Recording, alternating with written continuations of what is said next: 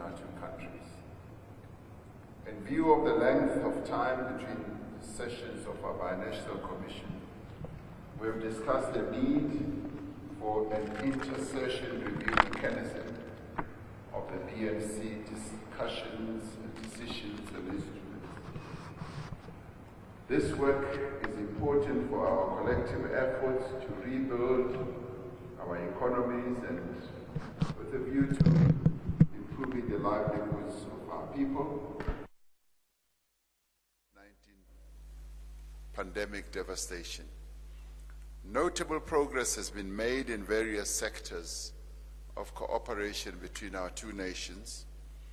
This is evidenced by the signing of new agreements to further expand our formal scope of cooperation. We have agreed to deepen trade and investment cooperation between our two countries. Our ministers responsible for trade and industry will convene a business forum later this year to be attended by business people from both countries. This will be on the sidelines of the binational commission that we will hold in Windhoek in Namibia later this year. We've also agreed that the ministers of trade of the two countries should put in place a mechanism to protect investment in our two respective countries. We will work together to leverage the opportunities presented by the Africa Continental Free Trade Area and the tripartite free trade area between SADC, the COMESA, the East African Common Market, as well as the East African Community. We welcome the progress made in implementing the AfCFTA, including ongoing work to finalize the rules of origin for the remaining set of products. This progress has been made possible through resolve and commitment, particularly amongst the members of the Southern African Customs Union. President Geingob and I also discussed political, economic, and security issues in our region. This includes developments in the Democratic Republic of the Congo, Lesotho, Eswatini, as well as Mozambique. As South Africa, we wish Namibia well in its role as chair of the SADC organ on politics, defense, and security cooperation, which is playing a central role in advancing peace and stability in our region. I have assured President Geingob that we will continue as part of the SADC collective and within available resources to assist the regional initiatives such as the SADC mission in Mozambique. We wish the people of Eswatini, Zimbabwe, and Madagascar well as they prepare to hold their elections later this year.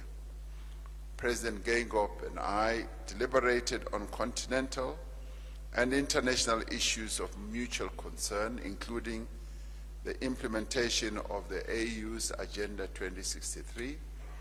We expressed our concern at the current situation in Sudan, the ongoing occupation of Western Sahara, the continued denial of the aspirations of the people of Palestine, and the ongoing conflict in Russia and Ukraine. This state visit has done much to reinforce the solid political, social, and economic relations between two neighboring countries in pursuit of mutual development and prosperity. All in all, much as our delegations are seated in a way where they face each other as though they are going to go into a rugby scrum, we had wonderful discussions, and our cooperation is of a historic nature, bound by our struggle against the evil apartheid system. We continue to be allies, we continue to be countries that are forging prosperity, united in our quest to improve the livelihoods of our people. So I thank you, and we're very pleased, President Geingob, that you are here with such a large delegation. Thank you very much for coming through. Thank you very much, Your Excellency, for having invited us to come and visit you and to share a few of the problems and also good things we have in common.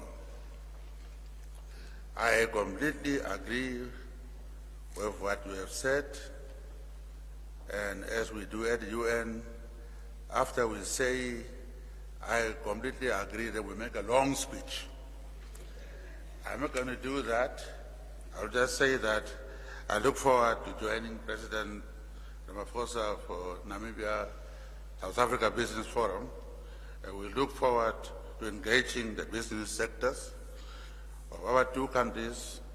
South Africa remains Namibia's leading trading partner in the world, leading both in terms of exports and imports. So the rest of the things he said, even about Palestine, about Sahrawi, these are all things we are all at it. So therefore, I would like to thank you and the ministers, the Minister of International Relations who had to meet us at the airport, and all of you for very warm, friendly, brotherly reception. We are going to come to Namibia. I'm not going to say we're going to revenge, but I will just say we'll also equally welcome you. So thank you very much. Thank you. Thank you very much, Your Excellencies. We'll now open the floor to questions, and we'll give the first question to our visitor, Ms. Blanche, from the Namibian Broadcasting Corporation. Blanche?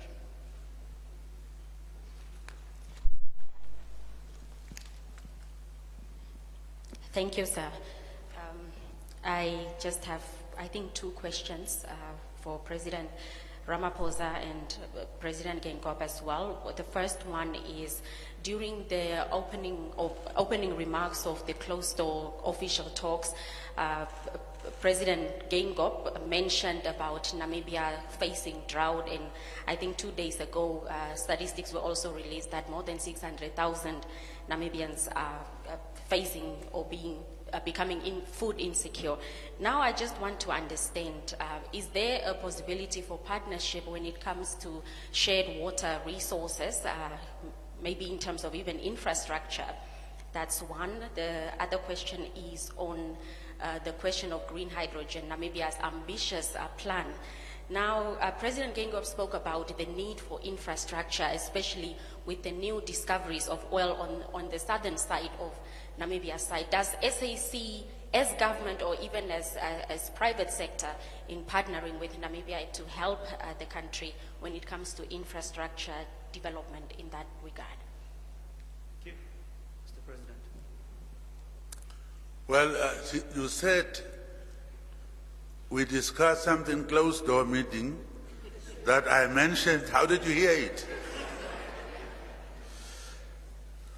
Well, I'm not going to add, as I said, we are here to share views on how we can cooperate in green hydrogen, in oil discovery, about infrastructure. All right, that is an official presidential visit from President of Namibia, Hage Geingob. He is visiting President Cyril Ramaphosa. So we are the host. This is, of course, to strengthen bilateral relations between the two countries. It is still slanted more on South Africa's side in terms of exports and exports. Last year, Namibia was able to import to South Africa about 16.1 million or billion rather of its goods to our country, but we exported to Namibia about 56 billion rand worth of exports. So it's more on our side. So it's just to strengthen bilateral relations. We also have a very rich history.